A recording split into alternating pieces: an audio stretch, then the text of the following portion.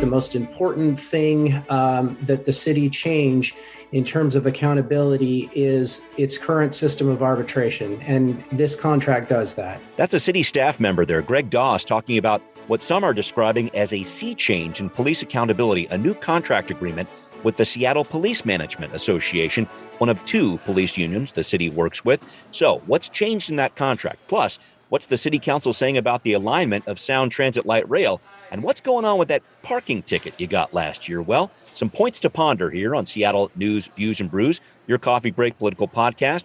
I'm Brian Callanan. I'm a host on Seattle Channel. The views expressed here are my own. And I'm joined by David Croman of the Seattle Times. David, I loved your recent post about that FX show, What Do We Do in the Shadows, which is kind of a vampire show, but municipal government also plays a starring role. How would you describe it? Yeah, I don't know. It's one of my favorite shows. It's like The Office, but of vampires. It's so silly. Yeah. But yeah, there's a in the second episode, they decide they're going to try and take over Staten Island by attending a municipal zoning board meeting. It's just a great scene. It's incredible. And I will say, if vampires do take over Seattle City Hall or any other, we'll make sure we bring it to you on the podcast here. Thank you, David, as always, for joining me. Thanks to all of our listeners. Again, we're joining you a little bit later on Tuesdays now to make sure we're getting all the latest updates on agendas from Seattle City Hall. Thanks to City Grind Espresso, our background noise sponsor for the audio podcast on the first floor of City Hall. Make sure you check them out. Thanks especially to our patrons. We need you. We love you. We can't do it without you. Please do consider giving, folks. We will send a Seattle News, Views, and Brews coffee mug to you, to our $10 a month supporters, and you get a special mention on our mugshot of the week. This week, it's Robert, with a mug set up in what appears to be his home library. Well, keep listening, keep reading. Thanks for the photo, Robert. Thanks for supporting Seattle News, Views, and Brews on Patreon. If you are a patron, send us a photo. If you're not a patron, really consider jumping in here. We'd really appreciate it. Thanks to Converge Media 2, the video of the podcast airs on Converge Wednesday nights at 7. All right, off we go with right here, right now. Well, David, I want to start with the agreement the city has now apparently reached with the Seattle Police Management Association. So this is the smaller of the two police unions the city deals with, includes captains and lieutenants. Before we get to the dollars and cents involved, which is very important here, I want to talk about what this contract does to change the accountability system the city has in place now. So three main pieces. Bear with me, everybody. I'm just going to get this out there. So number one, currently, let's say the chief of police issues some discipline. That sets off an arbitration process where a whole new, quote, trial can begin. New evidence can be brought in, new witnesses that can favor the officer. Well, that process has been changed. So whatever the chief sees now, that's what goes to the arbitrator working on the case. And number two, that arbitrator will now be a neutral arbitrator, picked from a state list of neutral reviewers. And three, currently, there's a legal standard in place that says the evidence in these cases has to be, quote, clear and convincing to make a disciplinary decision. The New Deal negotiates a lower standard, a preponderance of evidence, as it's called. And that discipline could be lowered only if the reviewer finds the chief was arbitrary or capricious in his or her decision. David, I know a ton of background there, but I wanted to get it out there. I know also you've spent some time as a shop steward in your day. I know the fine print is very important here. Do you see this new contract with SPMA as a breakthrough when it comes to accountability? I don't know. I mean, I think that remains to be seen. I think a lot of the biggest concerns that a lot of folks have with police accountability and reform, in some ways, are kind of state level issues. I mean, the ability to choose a neutral arbitrator, I think that's significant because there was this previous practice of kind of shopping for arbitrators that were seen to be the most favorable. But it doesn't really solve this problem, this broader problem that keeps getting brought up of how, when cases do go to arbitration and they're concluded, that sets a precedent for future cases. So if it's sort of, it's almost like a race to the bottom in some ways, which is if one person somewhere kind of gets off through arbitration, then future arbitrators are going to look to that case and make similar rulings. And that creates this system where, we've seen this over and over where people go to arbitration and then have their punishments reduced. I don't know if it sounds like these are kind of improvements to the accountability system. Whether or not this kind of represents any sort of sea change, we'll see. I'm a little skeptical. I always am too with these kind of situations. And I'm just trying to think this through about how this might influence negotiations of the SPOG contract, which is the much larger union of rank and file officers here. And any thoughts on how that might play out in relation to this? I think that's in a lot of ways a different animal. I mean, the last contract also SPMA came out first. My hunch is this one. I mean, last time it was maybe 7 or 8 months in advance of the SPOG contract. I think this one's going to be years because I'm not even sure. I'm not even sure how many times the two sides have met to negotiate. A lot of the negotiations with SPOG were put on hold during COVID, and then I'm not sure. I don't cover this as much anymore, so I don't know if they've restarted. I haven't had any indication of how often they've actually met. And we know that SPOG is, it's led by Mike Solon. He's kind of described as a hardliner. He ran and won the position of president of SPOG on the platform of, I'm going to fight back on behalf of police. So, and it's a much bigger union, and it's going to be under a lot more scrutiny. I would say probably a majority of Seattle probably doesn't really even understand that SPMA is a union that exists, whereas people have a acute understanding, I think, since the George Floyd protests that there is this large officers union. And so one thing that is interesting that a recommendation that came up during the last round of negotiations was that the city should be negotiating the SPMA and SPOG contracts at the same time. Of course, that didn't happen, as we're seeing right now. But the argument then being, if you do these things separately, then SPOG just can kind of wait and then see what SPMA gets. And then suddenly, in some ways, those issues are off the table because SPOG already knows that here's our base now, because we can look at SPMA's contract and know that the city is at the very least willing to do these things. And then we kind of start from there. And so it puts SPOG in, frankly, a better bargaining position that they already know what SPMA has extracted from the city. And so it's interesting, that's just kind of an aside in some ways, that recommendation, which came from the auditor at the time, has not come to fruition. Yeah, that's an important part of this, I know. And I just think about this with the dollars. I want to make sure we come back to this because a very important twist here. There are some raises involved for officers with SPMA through this deal, 2.7, 1.9, and 4% over the life of this deal. Not huge numbers here, but definitely an increase. This contract, as it stands right now, would expire at the end of 2023 because, remember, this is a contract that expired at the end of 2019. But paying for those raises, well, the city does have some funds in reserve for that, but the mayor is saying he wants to use the salary savings the SPD has from not hiring as many officers this year to cover this instead. So we've talked about the savings quite a bit over the past couple of weeks, David. $4.5 million is the figure you've seen thrown around there for not hiring more officers. But if this amount that would go towards the SPMA deal would be taken from that surplus there, then that surplus gets cut to about $1 million or so.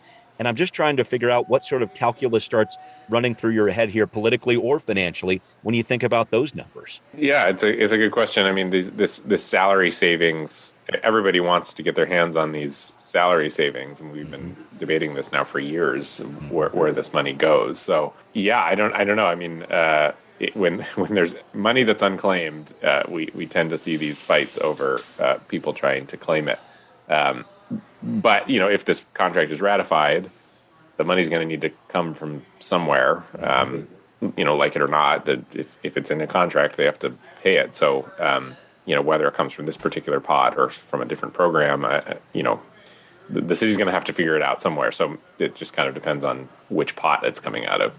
Always. Yeah. And it's one of those budget fights that we see a few of these, always kind of a preview of coming attractions in the earlier part of the year. So definitely seeing something here in June that's going to be playing out this fall as the council goes through its budget process, which it always wraps up at around Thanksgiving time. So definitely a lot of runway ahead on that one. So I wanted to talk about a few other issues on the docket this week for the council. I wanted to talk about Sound Transit because the city council, in its transportation committee meeting this week, happening just as we're releasing the show actually, is talking about the city's preferred alternatives for the extension of light rail to Ballard and West Seattle. A ton to consider here, I know, but I wanted to look at what the council isn't saying. Specifically, the council says it has no recommendation for a Chinatown ID station, says not enough mitigation strategies for construction have been put in place, other concerns too.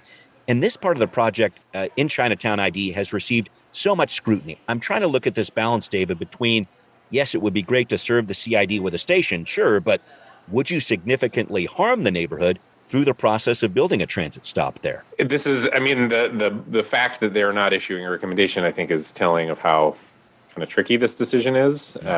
It seems that there's going to be a station kind of somewhere in this, a second station somewhere in the CID. The big question at this point is, well, one, do you put it on Fifth Avenue, kind of, on the street that's the kind of western street of Owajimaya by the gate, the historic gate there? Yep. Or do you put it on Fourth Avenue, which is where that big road is? Fifth Avenue in the community, at least as far as I have gleaned from the things that I've read, I haven't done much reporting on it myself, but Fifth Avenue seems to be kind of a non-starter for a lot of the people that live in the neighborhood because, it would necessitate tearing down some businesses that are there right now. It would mean wrapping the historic gate permanently, or not, for a few years to protect it from debris. It would mean, kind of getting in the way of a neighborhood that we all understand has been through a lot, both, in the last couple of years, but then before that too, there's been a lot of construction and disruptions in that neighborhood for decades. So then you say, well, okay, well, great, we'll just put it on Fourth Avenue. Well, the problem there is that is a very large road that would require an extra $500 million about than what the Fifth Avenue one would cost. And so that has its own kind of fairly significant challenges. It's not an easy decision. Mayor Durkin had come out before she left, and she didn't want this in the heart of CID. She was kind of siding with the community members there. But we haven't heard a lot from Mayor Harrell on this, and haven't heard a lot, apparently, from the city council on this either. So, it's a really tricky and kind of interesting, in some ways, problem that I don't know that anyone would claim to have a great solution to at this point. No, and it's important to point out that Mayor Harrell, in his run for mayor, certainly was talking about his Asian heritage and got a lot of support from the CID in terms of that. He's also on the Sound Transit Board with Council President Juarez, so he will play a role in this for sure. But I wanted to talk about those dollars and cents and go a little bit further into that with you, David. And I should mention also there's another no recommendation for a stop along Interbay due to some environmental concerns there. But looking at the dollars, the council memo talking about this points out what looked like a $1.8 billion funding gap for this project last August has been modified to look more like a $2.2 billion gap. That's billion with a B. And just watching those dollars creep up here, what does that really mean? How does that affect the project? I think it means potentially delays, but I think it's just it's a really hard time to do big construction everywhere, really, especially in cities like Seattle, where cost of land is what it is. But yeah, of course, price of materials is going way up. The concrete strike did no favors to anybody because it meant delays, and delays always mean more money. Sound Transit has struggled with this and faced this kind of basically since it for years now. So yeah, I mean, I don't know kind of how they remedy this. I mean, maybe more federal dollars if they can get them somehow. Might mean delays. I think about the high-speed train between San Francisco and Los Angeles, and just how much that has expanded. I mean, it's just proving really difficult to do these big projects and keep them from ballooning to large sums of money. Yeah, no, and I know this is something that Sound Transit's going to be wrestling with over the next several weeks, especially, and a lot still ahead here. The Sound Transit Board expecting to vote on a preferred alternatives for these different routes here. Get that out of committee by mid-July, then a final full board approval on July 28th. All right. Well, thank you for that, David. And up next, a very interesting story here, a disturbing story, as a matter of fact, about police funding and how that impacts how the SPD is able or not able to process cases of sexual assault. Let's learn some more on Now Hear This. Well, the Seattle police are investigating fewer sexual assault cases, as reported by KUOW and the Seattle Times here. 1.6% of cases investigated by SPD's Sexual Assault and Child Abuse Unit have resulted in an arrest, down from 14% in 2019. As KUOW reporter Ashley Haruko told us back in April, this is at least in part a function of the SPD having fewer officers to deploy, and the emphasis the mayor has put on dealing with high visibility public safety issues. For example, officers being sent to help clean tent encampments in Seattle, officers in the community response group, which are doing emphasis patrols. But at the same time, none of these officers are being trained and landing in the sexual assault and child abuse unit, which is down to 4 detectives now, which was at 8 officers as of last summer. David, a difficult story to report here. The Seattle Times actually reported recently that SPD's sex assault and child abuse unit is so overworked that it has stopped assigning new cases with adult victims to detectives, just trying to deal with the state law requiring prompt attention to cases involving kids. What do you make about all this? This whole idea of where the SPD is allocating its staff is a very sensitive issue. It is, yeah. I mean, it's not like victims advocates or a lot of victims advocates were necessarily saying that the response before this was great from the Seattle Police Department. I mean, I think this is famously, we know that people are often very hesitant to report sexual assault because there's a perception, I think often a warranted perception that doing so kind of often puts the victims through hell, frankly, and doesn't produce kind of results. This is true across the country. We know this, but just been through a Johnny Depp trial, for goodness sakes. Right. Yeah, keep going. Mm-hmm. Right.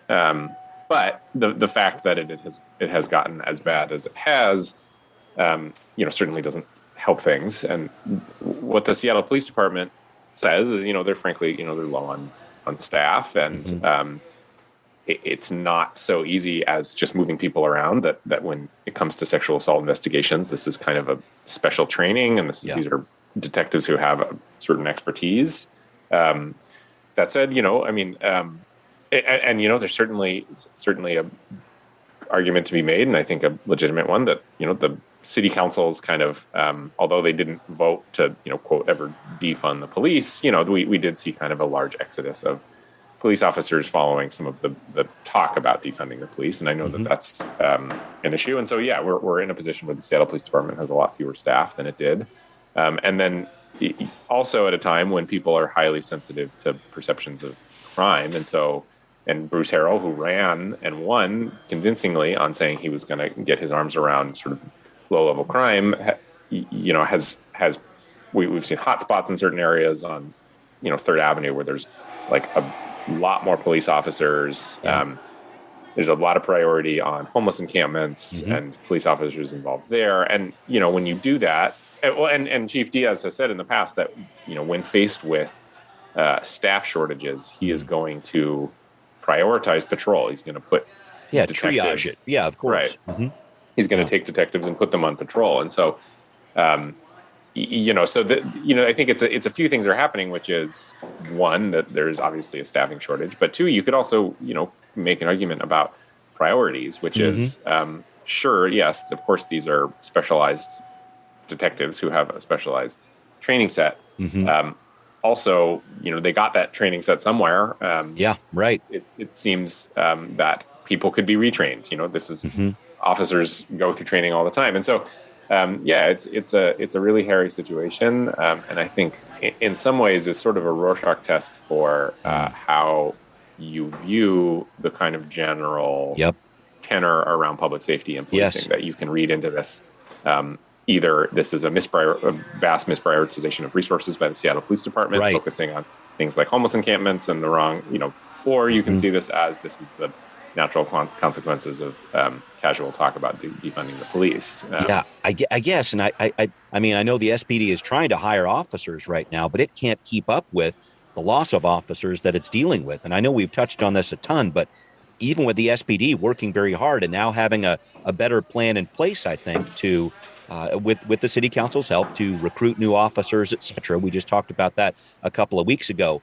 It's just trying to get those numbers back up there. It's not as easy as flipping a switch. I mean, this is something that's going to take time. Officers have to go through the pipeline, get the training and whatever else. I feel like this is an issue that, yes, we're talking about it with the real and current problems with sexual assault cases, but this is something that's going to take a while to right itself if indeed the Seattle City Council and the SPD can work together to get the numbers where they want them. And this is not, I think it's always useful to remember that this is not just a Seattle thing. I mean, agreed, of course, or even a Seattle Police Department thing. Even within Seattle, we know that, for example, the King County Public Defender's Office and the King County Correctionals Union, which are not two bodies that often come together on issues, issued a joint statement kind of raising concerns about how few staff there are in the jails right now, because the correctionals officers can't get enough staff. And go to basically any city right now, and you're gonna find the same story of police departments losing officers and having a really hard time recruiting them. And so, including in cities where the phrase defund the police probably never came up. That's right. And so it is you can certainly make arguments that the city council maybe exacerbated the issue, but it is not. This is a nationwide issue that is certainly without easy short-term fix. No. And we're seeing it in the consequences of both the number of officers in the police department, and then how the police department that is there now is how Chief Diaz is choosing to prioritize where those staff go. And right now not in sexual assault investigations. No, you're right. And just continuing with the story of police funding, I wanted to shift gears if I could and talk about parking tickets, a refund in order for thousands of people in Seattle. I know you've talked about this, reported about this, another front page story for you and the Seattle Times about this problem.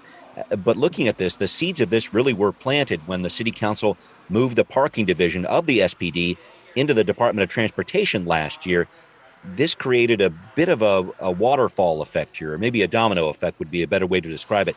Can you give us some of the background on what happened here and how we got to where we are, where literally tens of thousands, more than 100,000 people, I guess, are going to be getting a refund on parking tickets? Yeah, so this was part of, there was this momentum to reduce the footprint of the Seattle Police Department. And this was unanimously shared opinion in City Hall. For all the rancor of 2020, the mayor and the city council were on the same page about this. There was some debate around where these parking enforcement officers would go, but there was agreement, even from the parking enforcement officers, that they wanted to do this. Yeah, they wanted to do this. What they didn't want, though, is a lot of the parking enforcement officers did not want to go to the Seattle Department of Transportation. That was a contentious decision.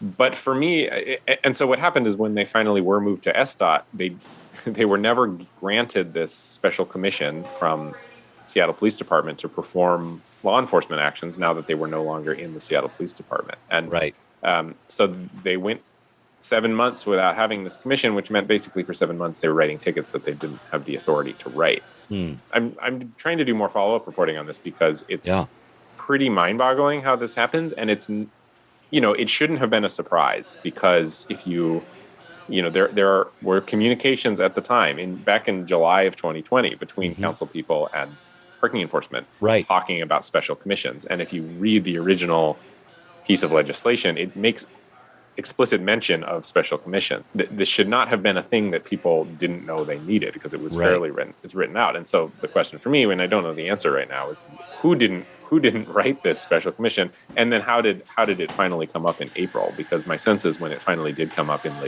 early April, it became a matter of urgency that basically parking enforcement officers were told to get this now. And so something alerted the mayor's office to this problem, and I'm trying to figure out what exactly. Wow, it's an issue. And I think about a city council that was, a lot of work has been done, and I know there's a lot of great people there that dot I's and cross T's and whatever else, but such a major piece here. And I just wanted to follow up on one piece, how it impacts situations where cars might have gotten towed, impounded, sold off at auction. Your colleague Danny Westneat wrote about this recently, and I thought this was a possible twist here, and I didn't know if any more would be made of that side of things. Yeah, well, we'll see. I mean, that was a little less clear, but if we've determined that parking tickets are no longer valid, then it seems like impoundments would probably fall into that category. We don't know the answer for sure. So for me, the question is, that's going to be a lot hairier of a thing to untangle, because parking tickets, you can just kind of click a button in the system and either cancel them or refund them, send them back to the last known address. But parking tickets, tows are all, you've got a private company involved, you got tow trucks involved, they make money off of this thing. So are they going to have to pay these people back? Is there liability here? I don't know. I think it's, I think another thing that somebody told me recently was having the special commission also gave those parking enforcement officers access to databases to look up license plate numbers and kind of run searches on them. So they didn't have that for I guess several months there. 7 months basically, where they were not members. And I think the implications of this are deeper than we know already. And I'm curious to learn more. Wow. Thank you for that, David. Some great reporting on that. All right. Well, up next, why is the demand for Uber rides in our region lagging behind other states as we try to emerge from the pandemic? That's coming up on Transportation Talk. Well, David, I guess looking at our last story in this one, kind of a rock block of transportation stories, but I want to stick with it. And I really appreciate the way you've been diving into these different pieces here, because you recently wrote a story about how the trips Seattleites would normally be taking on Uber and Lyft, well, they cratered, of course, during the pandemic, and they haven't really rebounded as they have in other parts of the country. What's going on here? Well, yeah, it's really interesting because the companies claim, and they don't provide a lot of data to back this up, so we can't totally verify this, but they claim that nationwide they're back up to close to 70% of what they were pre-pandemic. But if you look at Seattle's numbers, it's more like 40%, and actually the last quarter it was down to like 36%. So wow. Way below, and even slower to return than some transit ridership, although it's correlates fairly closely. And so the question of why, for one, what drivers say is tech workers have not come back downtown. Yeah, okay. And if you think about the people who were most consistently taking Uber and Lyft rides and longer and more profitable Uber and Lyft rides, it was tech workers commuting into work because they have the money to do it, but they're also kind of, they're very tech savvy and maybe don't feel like they needed a car just kind of use this technology. And those people are also the people who are still working from home. So they just have not returned. And you can see that in office vacancies are still, the number of people working downtown is still in the craters. It's 30, 40%. Yeah. So that's what the drivers say is kind of the big factor here. Airport traffic is still not the same as it was, and that's big money in the Uber and Lyft world.